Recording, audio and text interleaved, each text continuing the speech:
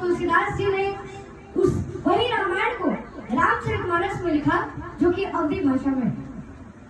तो अब मैं तुलसीदास जी के जीवन के बारे में कुछ बोलना चाहता हूँ। तुलसीदास जी की चौपाइयाँ, दोहे और उनका परिचय। हमारे तुलसीदास जी की जन्म कथाएं बड़ी अद्भुत है, जो कि उनके जन्म के उपरांत ही इन्हें महापुरुष होने का संकेत हुआ था।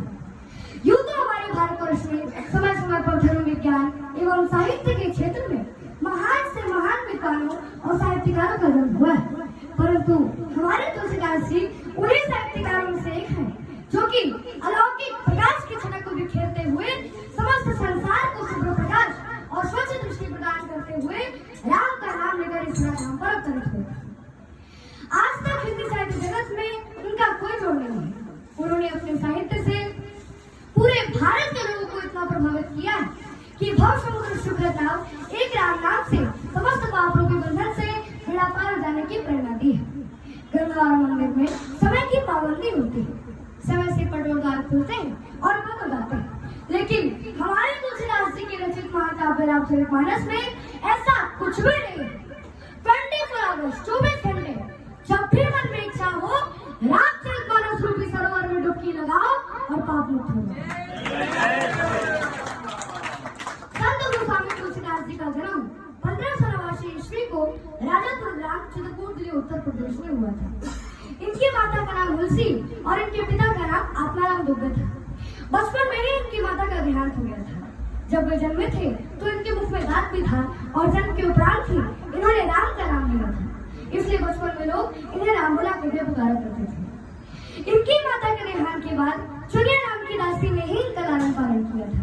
जब वे 5 या 7 साल के हुए तो चुनिया दासी भी चल बसी, तब से लोग इन्हें मनहूस माने हुए थे। इनकी पत्नी का नाम रत्नावली था। वे अपनी पत्नी से बेहद प्रेम करते थे।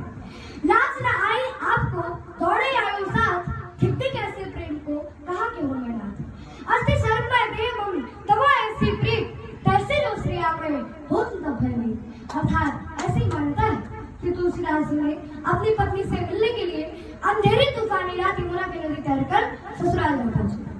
उस अंधेरी रात में तुलसीदास जी को देखकर रत्नावली भय और लज्जा से चकित हो गई और क्रोध के वशीभूत होकर तुलसीदास जी को वापस लौट जाने को कहा और कहा कि इस हार मास के पुतले से प्रेम करने की बजाय अगर आप प्रभु श्री राम जी के चरणों में अनुराग करते तो तुम्हारी सब पीड़ों का उद्धार हो। इस प्रकार को सुनकर गोस्वामी तुलसीदास जी ने अपना संपूर्ण जीवन प्रभु श्री राम जी के चरणों में अर्पण कर दिया, समर्पण कर दिया।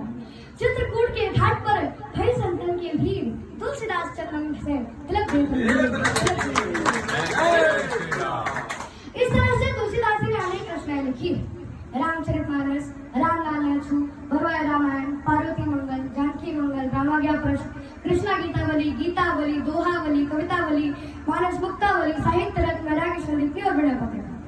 इन 14 रचनाओं के अलावा 4 और रचना भी काफी प्रसिद्ध है। हनुमान चालीसा, हनुमान अष्टक, हनुमान बहुत और तुलसी सत्साई भी शामिल है। जब इन्होंने रामचरितमानस की रचना की थी तो सभी पंडितों ने ईर्ष्या उस इनके रामचरितमानस का बहिष्कार किया था और दूसरे पंडितों ने उन्हें अनेक प्रकार की कष्ट और यातनाएं भी दी थी और इतना ही नहीं, इन्हें प्रताड़ित भी किया गया था। सभी पंडितों ने उन्हें वृंदावन के मंदिरों में ले जाकर दृष्ट मुक्ति करने को विवश कर दिया। कहा पहुंच छवि आपकी भरे बने हो नाथ, तुलसी मस्तक तब लगे जब धनुष बांधने हाथ, जब धनुष बांधने हाथ। कहा कि हे नाथ, मैं जो आपकी जो छवि देख रहा हूँ वो बड़े ही सुंदर और रमणीय है।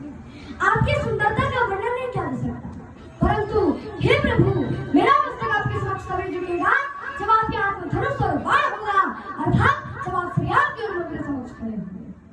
फिर क्या था?